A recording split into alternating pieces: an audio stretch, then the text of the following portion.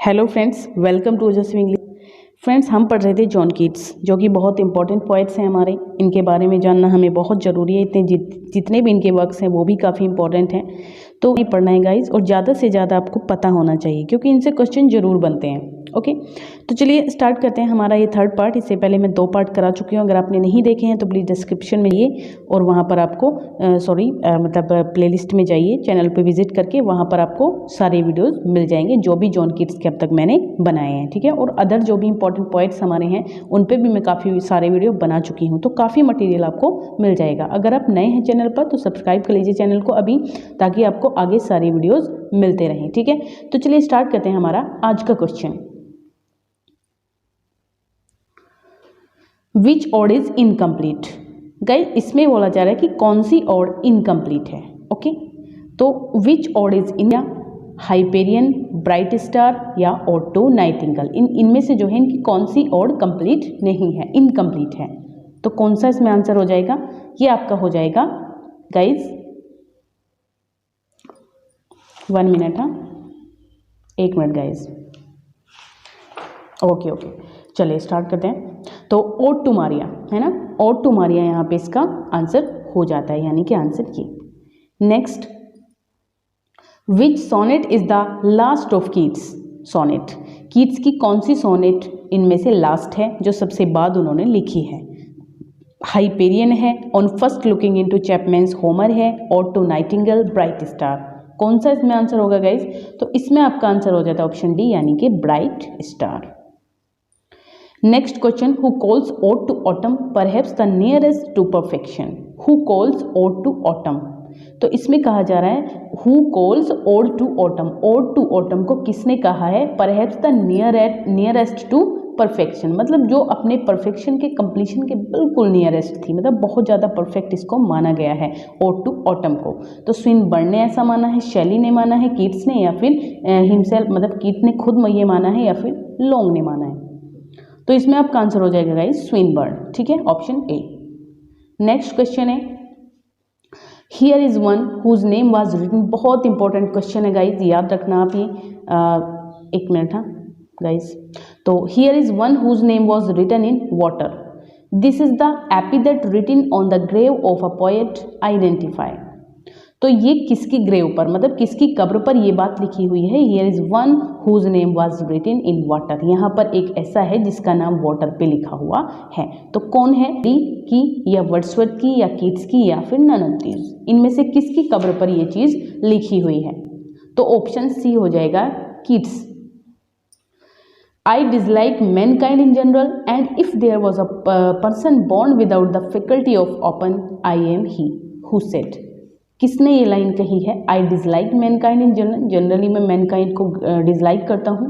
And if there was a person born without the faculty of open, और बिना faculty के यदि कोई इंसान पैदा हुआ है तो आई एम ही, तो वह मैं हूँ, मतलब कोई भी फैकल्टी मुझे नहीं मिली है। तो हु सेड, किसने कहा है? कीट्स ने कहा है, शेली ने कहा है, मिल्टन ने, या फिर टेनिसन ने?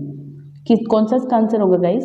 तो इसमें कीट्स आंसर हो जाएगा। Okay, it is a long narrative poem in 4 volumes. ये 4 वॉल्यूम में एक लॉन्ग नेरेटिव पोएम है। नेरेटिव पोएम होती है गाइज जिसमें कोई ना कोई किसी ना किसी स्टोरी को नेरेट किया जाता है पूरी पोएम में, तो उसी को हम नेरेटिव पोएम कहते हैं। तो ये इसकी 4 वॉल्यूम्स रही हैं। It deals with the Greek myth of love goddess Cynthia, और ये एक मतलब मिथ माना जाता है कि लव गॉडेस को, सिंथिया को लव गॉडेस माना जाता है, तो ग्रीक लोगों के द्वारा।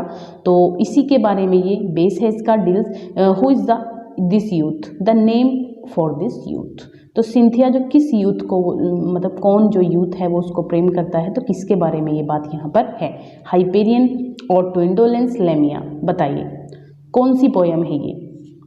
तो इसमें आपका गाइज आंसर हो जाता है ऑप्शन डी, यानी कि इसमें नन ऑफ दीज हो जाएगा आपका, क्योंकि इसमें आंसर गाइज क्वेश्चन में नहीं है। वैसे मैं आपको बता देती हूँ, 1 मिनट, हाँ 1 मिनट गाइज, प्लीज़ पेन ले लेती हूँ। तो इसमें गाइज आपका हो जाता है ये 56 में इंडीमियन। ठीक है, इंडीमियन हो जाता है, मैं लिख देती हूँ इंडीमियन।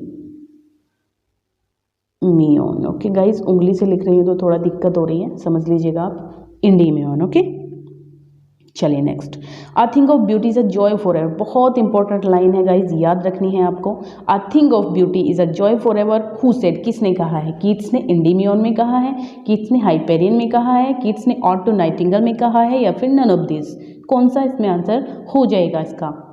तो इसमें कीट्स इन एंडीमियन की ये लाइन है, याद रखना है आपको, बहुत इंपॉर्टेंट लाइन है guys. The other title of the poem Isabella is, Isabella poem को का अदर टाइटल कौन सा है? द पोएट ऑफ बासिल है, द पोट ऑफ लवर है, द पॉट ऑफ मर्डर है, द पॉट ऑफ बैली है। इसमें पोएट नहीं है गाइज, ये वर्ड पोएट नहीं है, ये पॉट है। क्या है ये? पॉट है। ओके, तो पोएट नहीं है ये। तो pot of Basil, the title of the poem Isabella, कौन सा इसका अदर टाइटल है इसाबेला का? तो इसमें द पॉट ऑफ बासिल 1818 में ये पोएम आई थी। तो पॉट ऑफ बासिल क्यों है इसका नाम? क्योंकि जो इसका लवर था जब उसको मर गया था तो उसको पॉट ऑफ बासिल में दफना दिया गया था इसाबेला का। Next, the story of Isabella is taken from, जो स्टोरी है ये इसाबेला पोएम की या तो पॉट ऑफ बासिल की जो 1818 में आई है, तो वो बोकेसियो से लिया गया है इसका टाइटल, ऑरलैंडो से, फेरी क्वीन से, या फिर इनमें से कोई भी नहीं। तो इसका आंसर हो जाएगा बोकेसियो। It is a story of the murder of a lady's lover who is murdered by the brother of the beloved। एक स्टोरी है जिसमें एक लवर को किसी लेडी के भाई के द्वारा उसके लवर को मार दिया जाता है। तो आइडेंटिफाई द पोएम, तो कौन सी पोएम है ये? इसाबेला है, मारिया है, मिया है, या फिर फैनी ब्राने है? बताइए गाइज। तो इसमें आपका आंसर हो जाता है इसाबेला। गाइज इसाबेला में ही जो इसका भाई होता है इसाबेला का, वो इसके लवर को मार देता है और उसको पॉट ऑफ बासिल में उसको दफना दिया है। This poem is Spenserian stanza. तो it is present the story of elopement of Porphyro and Madeline, whose comment is this poem, ये जो पोएम है ये स्पेंसरियन स्टेंजा की है। तो it presents the Spencer stanza. कितनी लाइन होती है गाइज इसमें? बताइए आप मुझे अगर आपको पता है तो। 9 लाइन्स का होता है स्पेंसरियन स्टेंजा। कितनी लाइन्स का गाइज? 9 लाइन्स का होता है स्पेंसरियन स्टेंजा, याद रखना आप। तो स्पेंसरियन स्टेंजा में है ये, और इसमें इलॉपमेंट दिखाया गया है, मतलब भाग जाते हैं प्रोफिरियो एंड मेडलाइन, भाग जाते हैं दोनों साथ मिलकर के। तो the ewe of Saint Agnes है ये पोएम, लेमिया है, या फिर पॉट ऑफ बासिल है? कौन सी पोएम से? The ewe of Saint Agnes, option A. ठीक है, right. Next, Lamia 1819 present the story of a youth named Lycius love for Lamia. जो लेमिया है 1819 में ये आई है poem, present the story of a youth, ये एक यूथ की स्टोरी यहाँ पर बताता है जिसका नाम है लूसियस, जो कि लेमिया से प्यार करता है। तो लेमिया एक क्या है? सरपेंट वुमेन है, विच है, फेयरी है, या फिर घूस्ट है? बताइए गाइज। तो इसमें ऑप्शन ए इसका आंसर हो जाता है। बहुत इंपॉर्टेंट क्वेश्चन है, ये भी आपको याद रखना है। तो इसमें सरपेंट वुमेन होती है लेमिया। ओके, चलिए। Otho the Great is Keats, Otho the Great is Keats drama है, एपिक है, नॉवल है, या फिर स्टोरी है? क्या है इसका आंसर? तो Otho the Great is Keats drama, Keats का एकमात्र ड्रामा, याद रखना है गाइज आपको, कीट्स का इकलौता ड्रामा है ये Otho. Their lips touched not but had not bade adieu, मतलब उनके होठ टच भी नहीं हुए थे बट उन्होंने अलविदा भी नहीं कहा था। एड्यू का मतलब अलविदा होता है। तो हु सेड, किसने कहा है ये? कीट्स ने ऑट टू साइक में बोला है, या फिर कीट्स ने ऑट टू नाइटिंगेल में, या फिर ऑट टू ऑटम में? बताइए कौन सा इसका आंसर हो जाएगा? तो इसमें आपका आंसर होता है guys Keats in ode to Psyche. Okay, ode to Psyche में ये लाइन है, बहुत इंपॉर्टेंट लाइन है, याद रखना है आपको इसको भी। जो गाइज मैं इंपॉर्टेंट बता रही हूँ वो वाकई में इंपॉर्टेंट क्वेश्चन है। Beauty that must die and joy, बहुत इंपॉर्टेंट लाइन है गाइज ये भी। Beauty that must die and joy whose hand is ever at his lips bidding adieu, where do these lines appear? कहाँ पर है ये? Ought to melancholy से है, ऑट टू नाइटिंगेल से है, ऑट टू साइक से है? बताइए फटाफट से। तो इसमें आपका आंसर हो जाएगा ode to melancholy, option A. Keat was a great Greek, sorry Keats was a Greek, Keat एक ग्रीक था। हु सेड, किसने कहा है ये? शेली ने कहा है, अर्नॉल्ड ने, वर्ड्सवर्थ ने, नन ऑफ दिस? किसने बोला है ये? तो ये बोला है गाइज शेली ने। Where Wordsworth spiritualizes and Shelley intellectualizes nature, Keats is content to express her thought through the scene, whose comment is this? Guys, where Wordsworth spiritualize and Shelley intellectualize nature, जो Wordsworth हैं वो क्या करते हैं, spiritualise करते हैं nature को, और शैली इंटेलेक्चुअलाइज करती है। तो Keats is the content to express it through the scene, जबकि कीट जो है उसको सीन के थ्रू दिखाते हैं। तो हुज कमेंट इज दिस, किसने ऐसा बोला है, लॉन्ग ने बोला है, हडसन ने बोला है, कम्पटन रिकेट ने बोला है, या फिर नन ऑफ दीज। तो इसमें आपका आंसर हो जाता है ऑप्शन सी, यानी कि कम्पटन रिकेट ने। Lamia is based on, Lamia किस पे बेस्ड है गाइज, किससे इसका मतलब किस पे बेस्ड है ये कहानी, किससे इसका टाइटल लिया गया है, Burton's the anatomy of melancholy, Boccaccio, Bible, none of this. तो इसमें Burton's the anatomy of melancholy ये इसका बेस है। और अगर मैं आपसे पूछूं कि बोकेसियो किसका बेस है, तो बोकेसियो है इसाबेला या फिर द पोर्ट ऑफ बासिल, जो 1818 में आई थी। Thou was not born for death, immortal bird, एक ऐसी इमॉर्टल बर्ड जो तुम मरने के लिए मतलब मृत्यु के लिए पैदा नहीं हुई है। No hungry generation tread thee down, ठीक है।